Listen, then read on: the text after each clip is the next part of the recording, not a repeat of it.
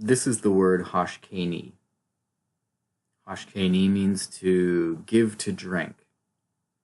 Something very similar to that. To give to drink is the best I can do to explain it. It's only used 3 times in the entire Tanakh. The reason I'm pointing it out here, there's a number of reasons. I'm not going to get into the entire bit today. As you'll see, this episode and this word and this interesting bit here with cainite inside other words will come up again, although when it comes up again and is related to this, it will show up backwards. Cainite will show up backwards in other words. So here we see cainite, which means cainite, inside this word HASKINI as part of its construction. HASKINI, which has the value 475, and we'll see that it only exists 3 times in 2 incidences. And you see the kuf yud, nun yud construction. Okay, here it is again, and here are the 3 instances where it exists in the Torah or in the Tanakh. HASKINI, the first time it shows up is 2 times in Genesis 24, 43, and 45. And this is the episode with the elder who is charged by Abraham to go find a wife for his son Isaac. The elder is the servant and master of Abraham's house, as you'll see. And then the 3rd time is in Judges 4:19, and we'll get into that as well. HASKINI. Okay, so remember earlier we pointed out the elder of Abraham, cain, and which means elder, and the servant of Abraham's house said the words Baruch Hashem. He is also the one using the word used to ask for a drink from Rebecca, HASKINI, in this famous incident where she gives him water and his camel. And I believe also it says in some literature those that were with him. Those are the matches above in Genesis. And here's some context. And Abraham was old, advanced in days, and the Lord had blessed Abraham with everything. And Abraham said to his servant, the elder of his house, who ruled over all that was his, please place your hand under my thigh, and I will adjure you by the Lord, the God of the heaven and the God of the earth, that you will not take a wife for my son from the daughters of the Canaanites, in whose midst I dwell. So he doesn't want just any, obviously, pagan woman for his son. But you shall go to my land and to my birthplace, and you shall take a wife for my son, for Isaac. So he sends him on his way, and here's the elder speaking. And it will be that the maiden to whom I will say, lower your pitcher, and I will drink, and she will say, drink, and I will also water your camels. Her have you designated for your servant, for Isaac, and through her may I know that you have performed loving kindness with my master.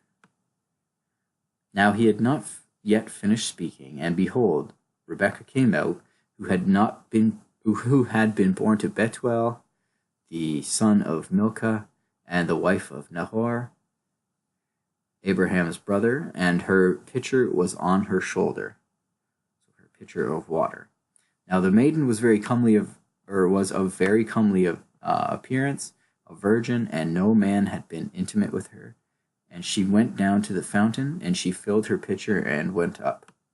And the servant ran toward her, and said, please let sip a little water from your pitcher. And she said, "Drink, my lord." And she hastened and lowered her pitcher to her hand, and she gave him to drink. So he has excellent manners here. He asks very politely. And she says, "Drink, my lord."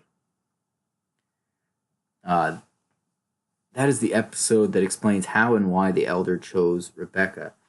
Highly likely based on the evidence that the elder here and servant of Abraham was a cainite, noahide, seven-law following monotheist, and based on the fact that he's with Abraham, he almost certainly was circumcised. Here's the only other time that specific word is used. It is in the incident with Jael, a Kenite woman, the wife of Heber the Kenite, and Sisera, who's also from Kenite lineage and background, asks her for a drink, and then she is able to kill him. And Barak pursued the chariots and the camp to Harosheth Goyim, and all Sisera's camp fell by the edge of the sword.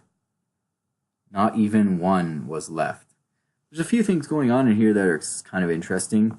We have the chariots, which if I remember correctly, the word for that is Rechabim, which sounds like same word for Rechabites. And then Goyim is for the nations. And then the edge of the sword, I know that the sword, the word for sword is chet, resh, bet. And if you take those letters, so it's 210. If you take that, you can make the word Heber out of those words. So his name is chet, bet, resh. So just mix the last two letters. And then Heber actually shows up in the next verse. And Sisera fled on foot to the tent of Jael, the wife of Heber the Kenite, for there was peace between Jabin, the king of Hazor, and the house of Heber the Kenite. So the other example of this word being used involves a Kenite woman, and it has caini in the word. And Jael went out to meet Sisera, also a Kenite, but, of Kenite lineage. There's a difference between him and the elder, as we'll see, and said to him, "Turn in, my lord, turn into me, fear not." And he turned into her, into the tent, and she covered him with a garment. Okay. And he said to her, "Give me now a little water to drink, for I am thirsty." And she opened the flask of milk and gave him to drink and covered him. Not as great manners.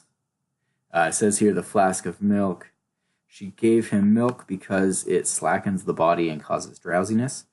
And he said to her, "Stand in the tent, or in the doorway of the tent, and it shall be, if any man comes and asks you and says, 'Is a man here?' then you shall say, 'There is not.'"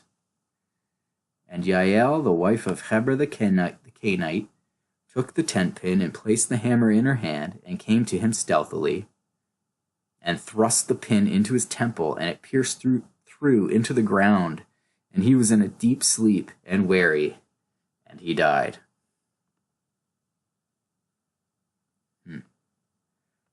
So a word with the word cainite in it is used only twice, both involving the cainites, which I think counts as a neat and tidy coincidence. Now, we saw here where caini is present inside other words.